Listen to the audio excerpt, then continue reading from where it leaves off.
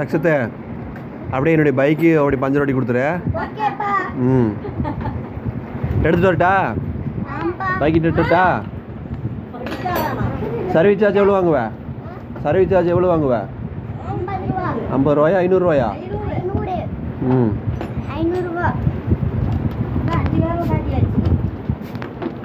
என்ன பண்ணுற? என்ன பண்ணுற? கழட்டுறியா? கழட்டு, எல்லாத்தையும் கழட்டுமா?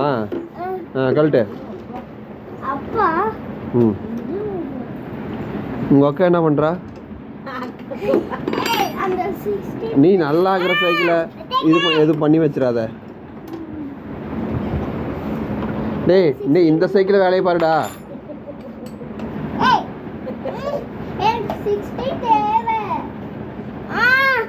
அக்கா தப்பு தப்பாக வேலை பார்க்குது.